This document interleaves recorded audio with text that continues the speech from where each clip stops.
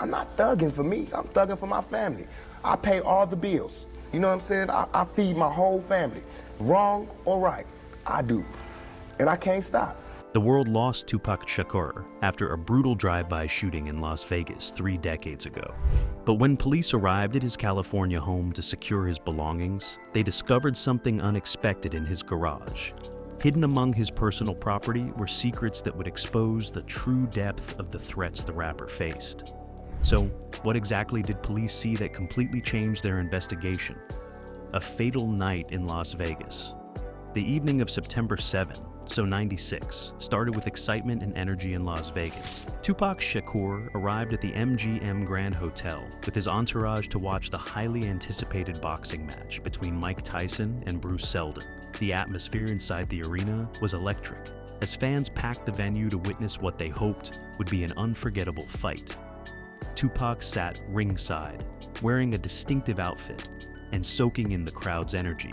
The match itself lasted less than 2 minutes, with Tyson delivering a knockout that sent the audience into a frenzy. As people filed out of the arena, the night seemed like just another successful evening in the life of the famous rapper. After the fight ended, Tupac and his group moved through the casino floor of the MGM Grand. Security cameras captured what happened next in the lobby area. A member of Tupac's crew spotted someone they recognized, and tensions immediately flared. Within seconds, Tupac and several others surrounded this person, and a physical fight broke out. The confrontation was brief but intense, with punches thrown and hotel security rushing to break up the fight. The incident was over in less than a minute, and Tupac's group left the casino quickly. Nobody in that moment realized how this brief encounter would set off a chain of events that would change everything. The person involved in the fight had connections that would prove deadly. Tupac left the MGM Grand and headed to a nearby location where he planned to attend a club event later that night. He was riding as a passenger in a black BMW driven by Marion Knight, the head of Death Row Records. The car was part of a small convoy of vehicles carrying various members of their group. The Las Vegas Strip was busy with Saturday night traffic, filled with tourists and locals enjoying the weekend. The BMW stopped at a red light at the intersection of Flamingo Road and Koval Lane, sitting in the right lane with music playing from the speakers. Other cars surrounded them in typical traffic pattern, and pedestrians walked along the sidewalks nearby. Everything seemed normal for a busy Vegas night. In a moment, a white Cadillac pulled up alongside the BMW on the passenger side, where Tupac sat. The occupants of the Cadillac and the BMW made quick eye contact through the windows. Suddenly, without warning, an arm extended from the Cadillac's window holding a handgun. And before anyone knew it, the sound of gunshots shattered the night air as bullets tore through the BMW's passenger side. Glass exploded inward as Tupac tried to move, but the shots came too fast. 4 bullets struck him in the chest, arm, and thigh. Without wasting a second, the Cadillac sped away into the night, disappearing into Las Vegas traffic before anyone could react properly. The driver of the BMW attempted to flee the scene, but only made it a short distance before police stopped the vehicle. Emergency responders arrived at the scene within minutes of the shooting. Tupac was bleeding heavily from multiple gunshot wounds, and paramedics worked frantically to stabilize him. They loaded him into an ambulance and rushed him to the University Medical Center of Southern Nevada with sirens blaring. Doctors immediately took him into surgery to address the life-threatening injuries. The bullet that struck his chest had caused the most severe damage, puncturing his lung and causing internal bleeding. Surgeons worked for hours trying to repair the damage and save his life. After the first surgery, Tupac was moved to the intensive care unit, where he remained on life support with machines helping him breathe. Soon, news of the shooting spread rapidly across the country. Fans gathered outside the hospital, holding vigils and praying for his recovery. Media outlets set up cameras near the hospital entrance, providing constant updates on his condition. Inside the hospital, family members and close friends maintained a bedside vigil, hoping for any sign of improvement. Tupac remained unconscious, his body fighting against the trauma it had endured. Doctors performed additional surgeries over the next few days, trying desperately to stabilize his condition. His right lung had been removed in an attempt to stop the internal bleeding, but complications continued to develop. The medical team did everything within their power, but the damage was simply too extensive. For 6 days, Tupac Shakur fought for his life in that hospital bed. His body struggled against the injuries, the surgeries, and the complications that arose from the shooting. Medical staff monitored him around the clock, adjusting treatments and medications as his condition changed. Outside, the vigil continued with fans refusing to leave, holding on to hope that the rapper would somehow pull through. Unfortunately, on September 13, 1996, at 3 minutes past 4 in the afternoon, Tupac's heart stopped beating. Doctors attempted to revive him, but their efforts failed. At just 25 years old, one of hip-hop's most influential voices was gone. The news broke fans worldwide, and the music industry lost an artist whose impact would be felt for generations to come. But that wasn't the end of it all. The investigation begins. The demise of Tupac Shakur on September 13, 1996 immediately triggered a massive investigation by Las Vegas police. Detectives arrived at the hospital to collect evidence and interview witnesses who had been present during the shooting. The case quickly became one of the most high-profile murder investigations in the city's history. Law enforcement officials understood they were dealing with more than just a regular homicide. This was the passing of a cultural icon, and the pressure to solve the case came from multiple directions. The media demanded answers, fans wanted justice, and the hip-hop community waited to see if authorities would take the investigation seriously. Las Vegas Metropolitan Police Department assigned their best detectives to work the case around the clock. They began by retracing every moment of that fatal night, starting with the boxing match at the MGM Grand. Investigators pulled security footage from the casino showing the altercation that occurred after the fight. They interviewed hotel security guards, casino employees, and anyone who witnessed the confrontation in the lobby. Each person provided statements about what they saw and heard. Detectives documented every detail, knowing that the earlier incident might be linked to the shooting. They photographed the scene, collected physical evidence, and began building a timeline of events. The intersection of Flamingo Road and Colville Lane became a crime scene that investigators examined thoroughly. Detectives searched for bullet casings, fragments, and any physical evidence left behind by the shooters. They interviewed drivers who had been stopped at the traffic light, pedestrians who were walking nearby, and residents of surrounding buildings who might have seen the white Cadillac. Witnesses provided varying descriptions of the vehicle and its occupants, making it difficult to establish concrete facts. Some people reported seeing multiple occupants in the Cadillac, while others remembered different details about the car itself. Investigators collected all these statements despite the inconsistencies, hoping to find common threads that would lead them to the shooters. While the immediate crime scene investigation continued in Las Vegas, authorities in California began a parallel process. Police needed to secure Tupac's personal property as part of the overall investigation into his demise. His home in California contained potential evidence that might shed light on threats he had received, conflicts he was involved in, or information about enemies who wanted him gone. Law enforcement obtained the necessary legal authorization to access his residence and other properties he owned. This was standard procedure in high-profile murder cases, where the victim's personal life and business dealings might provide crucial clues about motive and suspects. California police arrived at Tupac's home with the authority to search and secure the premises. The property was located in an upscale neighborhood, surrounded by tall fences and security gates. Officers entered the main house first, carefully documenting everything they found inside. Of course, the home reflected the lifestyle of a successful entertainer.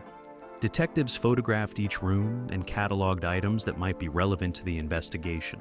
They searched for threatening letters, documents related to ongoing disputes, or anything that indicated someone had been targeting him. Every drawer was opened, every closet searched, and every piece of paper examined for potential evidence. The garage attached to the property required the same level of scrutiny as the main house. Estate executors needed to be present as police conducted their search, ensuring that property was handled correctly and that nothing disappeared during the investigation.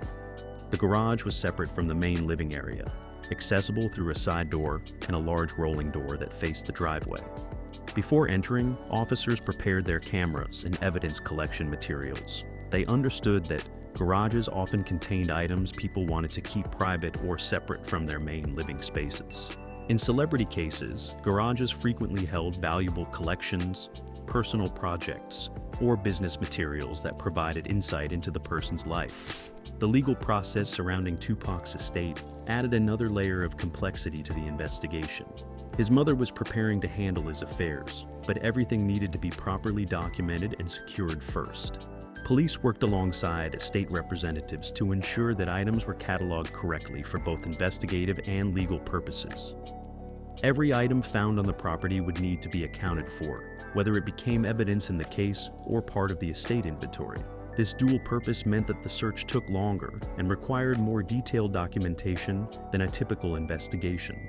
Officers filled out forms, took photographs, and created lists of everything they encountered. Back in Las Vegas, the street culture and distrust of police made it difficult for investigators to get complete information. Some witnesses feared retaliation if they spoke too openly about what they knew. Others simply refused to cooperate with law enforcement on principle. This wall of silence frustrated detectives, but they kept pushing forward, knowing that somewhere in the mass, the truth about who took Tupac Shakur's life was waiting to be discovered. The Garage Discovery, a rapper's hidden world. The garage door rolled open with a metallic grinding sound that echoed in the quiet California neighborhood. Officers stepped into the space with flashlights and cameras ready, expecting to find a typical celebrity garage filled with expensive cars and sports equipment. What they discovered instead stopped them in their tracks. The garage was packed with materials that revealed an entirely different side of Tupac Shakur. Stacks of papers covered every available surface, filling boxes and scattered across workbenches. Recording equipment sat in one corner, with cables running between various pieces of machinery. This was not just storage space for vehicles. This was where Tupac had created, dreamed, and poured out his artistic soul. Notebooks filled an entire shelving unit along one wall, each one crammed with handwritten lyrics. The handwriting varied from neat and careful to rushed and chaotic, showing the different moods and moments when inspiration had struck. Some notebooks appeared to be organized by theme or project, while others jumped randomly between topics and styles. Pages were dog-eared, marked with coffee stains, and covered in crossouts where Tupac had changed his mind about words or phrases. Loose papers fell from between the pages as officers carefully lifted the notebooks. These scraps contained fragments of songs, random thoughts, and phrases that had popped into his mind at unexpected moments. Officers found lyrics written on napkins from restaurants, receipts from stores, and even paper bags torn open to provide writing space. Tupac had clearly written whenever inspiration struck, regardless of where he was or what he was doing. Some of the napkins still had food stains on them, suggesting he had been eating when a lyric came to mind and he grabbed whatever was available to capture it. The officers began their systematic examination of the space, photographing everything before touching anything. They handled each piece carefully, recognizing they were looking at raw creativity in its purest form. This was the unfiltered artistic process of one of hip-hop's greatest minds, preserved exactly as he had left it. Recording equipment filled the corner of the garage where Tupac had set up a makeshift studio. A mixing board sat on a sturdy table, surrounded by speakers and microphones. Cassette tapes were stacked in boxes nearby, each one labeled in his handwriting with song titles or project names. Some tapes were labeled as complete songs, while others were marked as rough drafts or experimental beats. The equipment itself was not top-of-the-line professional studio gear, but rather the kind of setup someone would use for personal projects and late-night creative sessions. This revealed something important about Tupac's work ethic. He did not wait for scheduled studio time to create. He worked whenever the inspiration came, capturing ideas before they could slip away. Personal journals discovered among the papers provided an intimate look into Tupac's thoughts and feelings.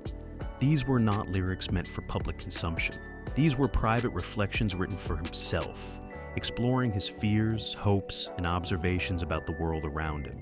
The journal showed a thoughtful, introspective person who understood the danger he faced but felt powerless to escape it. Officers found entries discussing the East Coast-West Coast rivalry that had dominated hip-hop during those years. Tupac wrote about feeling trapped by the conflict, frustrated by the media coverage, and worried about where it would all lead. He expressed concern for his friends and family and wondering how to protect them from the violence that seemed to follow him. Poetry filled several notebooks that were separate from his rap lyrics. These poems explored themes of love, loss, struggle, and hope. The writing style was different from his aggressive rap persona, showing a gentler and more vulnerable side of his personality. Some poems appeared to be inspired by his mother and her struggles as a single parent. Others reflected on his childhood experiences and the poverty he had witnessed growing up.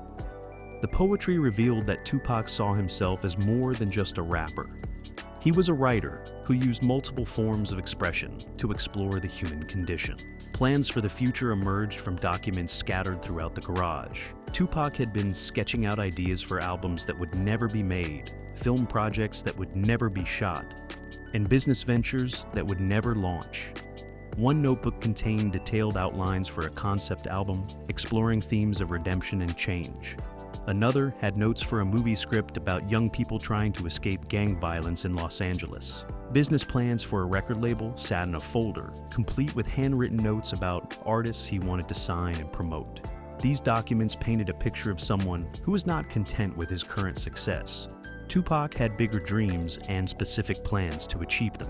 His mind was always moving forward, always creating, always imagining what came next. The contrast between what the public knew about Tupac and what the garage revealed was striking. Media coverage often focused on his legal troubles, conflicts with other rappers, and controversial public statements. The garage showed a different person entirely. This was someone who worked obsessively on his craft, who thought deeply about his art, and who had so much more to say. The garage was not just a storage space. It was a shrine to unrealized potential and dreams cut short by violence.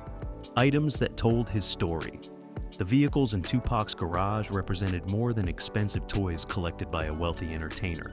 Each car told part of the story of his journey from struggling artist to hip-hop superstar. The crown jewel of the collection was a 1961 Chevrolet Impala SS convertible, painted in a deep burgundy color that gleamed even under the garage's fluorescent lights. The classic car had been carefully restored, with custom details that reflected Tupac's personal taste. Chrome wheels caught the light, and the interior featured leather seats in pristine condition. This was not a car meant for daily driving. This was a statement piece, a connection to West Coast car culture, and a symbol of success in the hip-hop community. Officers walked around the Impala, documenting every detail with their cameras. The trunk contained custom sound equipment with speakers installed professionally. The dashboard had been modified with modern touches while maintaining the classic appearance. Personal items sat in the glove compartment, including registration papers and a pair of sunglasses. The car represented a specific cultural touchstone in California, where lowriders and classic cars held special significance. For someone who grew up watching these vehicles cruise through neighborhoods, owning a fully restored Impala was a dream realized. It showed that Tupac had not forgotten his roots even as his fame and wealth grew. He invested in symbols that tied him to the community and culture that shaped him. Next to the Impala sat a Hummer H1, the massive military-style vehicle that was becoming popular among celebrities in the mid-1990s. The contrast between the elegant classic car and the aggressive modern truck was striking.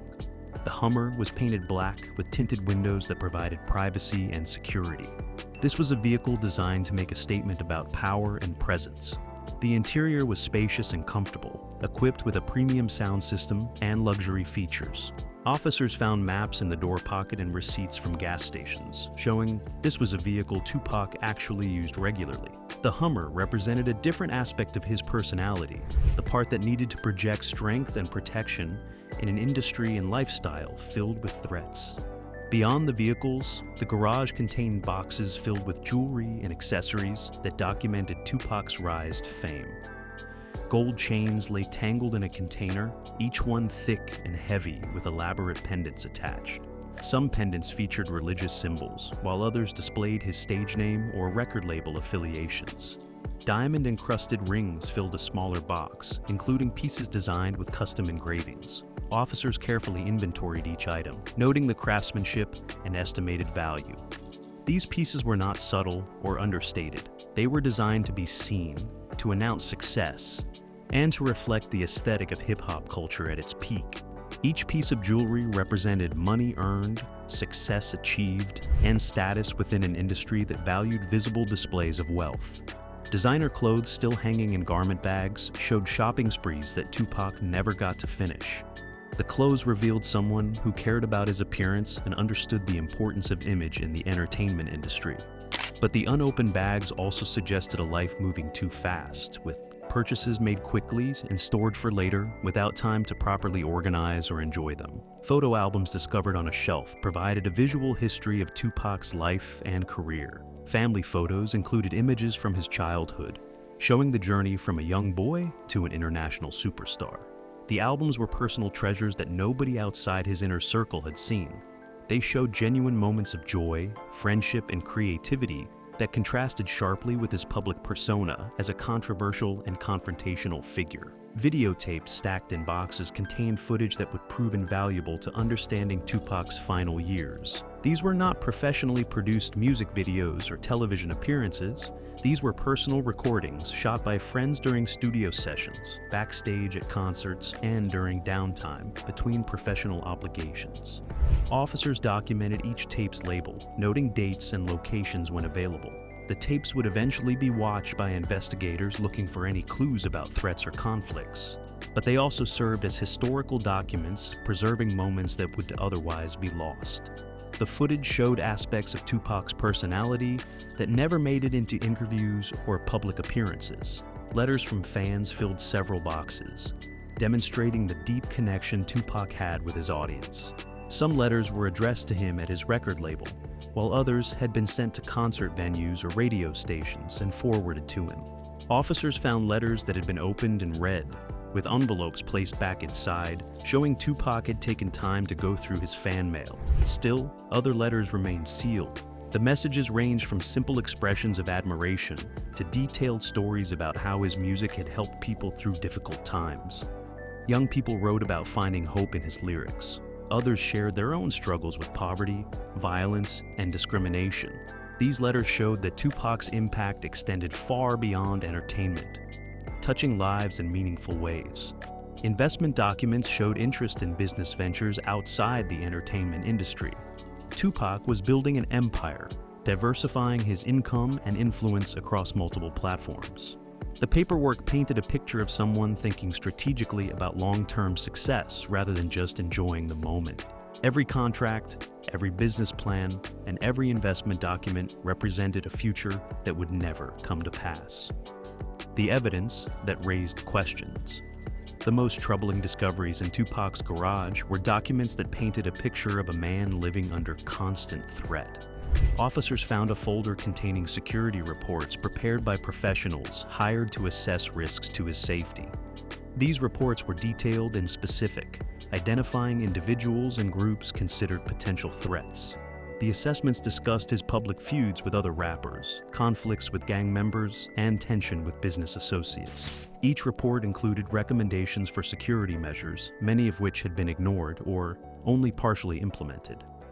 Reading through these documents, investigators realized Tupac had been warned repeatedly about the dangers he faced. The reports were not vague concerns about general celebrity risks. They identified specific people and situations that could turn deadly. Death row records contracts sat in a separate folder, and the terms raised immediate questions for investigators.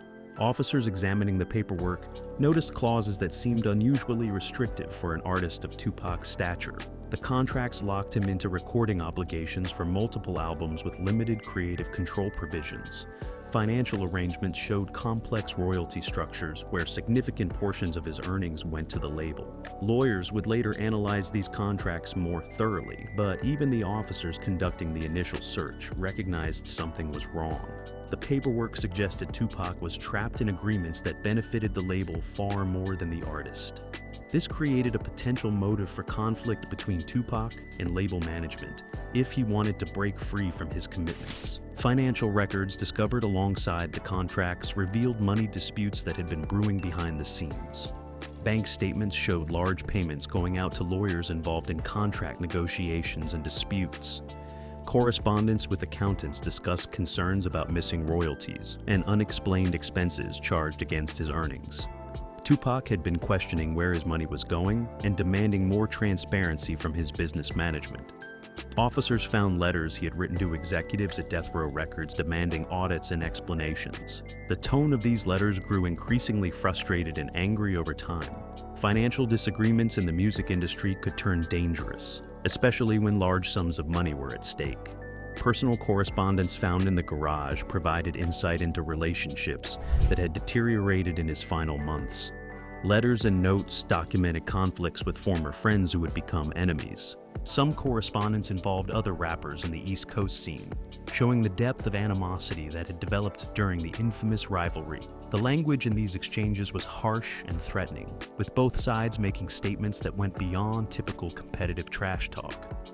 Tupac had drafted responses where he expressed both anger and hurt over betrayals by people he had considered brothers. The personal nature of these conflicts suggested that professional competition had become deeply personal, raising the stakes beyond career rivalry into genuine hatred. Threat assessments went beyond professional security reports into personal notes where Tupac documented his own concerns. In a notebook, he had listed names of people he considered enemies or potential threats. Next to some names, he had written notes about specific incidents or reasons for concern. Some entries mentioned gang affiliations, while others referenced business disputes or personal conflicts. This was not paranoia or imagination. This was a systematic attempt by Tupac to track real threats in an environment where violence was common and betrayal expected. The notebook showed someone who understood he was in danger and was trying to protect himself by identifying who might move against him. The list would become an important investigative tool for police trying to identify suspects. Recordings discovered among the cassette tapes included phone calls and conversations that Tupac had apparently recorded without the other party's knowledge. Some conversations involved business negotiations, where Tupac discussed leaving Death Row Records and starting his own label. Other recordings captured arguments with associates about money, loyalty, and respect. The tapes revealed fractures within his inner circle and tensions with powerful figures in the music industry. While the legality of these recordings would be questioned later, their content provided valuable insight into relationships and conflicts that might have motivated someone to want Tupac silenced permanently. Each tape was carefully labeled and secured as potential evidence. Documents suggesting Tupac was actively planning to leave Death Row Records appeared in multiple places throughout the garage. Officers found business plans for a new label he wanted to start, complete with financial projections and artist rosters. Legal memos discussed the process for breaking his contract with Death Row or negotiating an early release. Tupac was serious about this move and willing to fight for his freedom. Leaving Death Row was not going to be simple or peaceful. The label had invested heavily in promoting him, and his departure would cost them millions in future earnings. Industry insiders knew that Marion Knight, the head of Death Row, had a reputation for using intimidation and violence to protect his business interests. The connection between these documents and the shooting that claimed Tupac's life was obvious to investigators. Notes and journal entries from the weeks before his tragic demise showed Tupac believed his life was in imminent danger. He wrote about feeling watched, sensing that something bad was coming, and wondering who he could trust. Some entries were almost prophetic, discussing his own mortality and what would happen to his music if he lost his life. Tupac was not simply worried about general threats or random violence. He seemed to know more about plots against him than he had told anyone. This raised frustrating questions for investigators. If Tupac knew who wanted him gone, why hadn't he gone to the police? The answer lay in the culture he lived in, where cooperation with law enforcement was seen as betrayal and weakness. The complete picture emerging from the garage made investigators realize the case was likely far more complex than a spontaneous gang shooting. Numerous people and groups had reasons to want Tupac dead or silenced. The altercation at the MGM Grand might have been the trigger, but the underlying causes went much deeper. However, officers began to see connections between various pieces of evidence. The garage had transformed from a simple storage space into a roadmap of everything that had gone wrong in Tupac's life. Every document, every note, And every recording represented another piece of a puzzle that investigators were only beginning to understand. The challenge would be turning this evidence into actionable leads that could identify the actual shooters and whoever might have ordered the hit.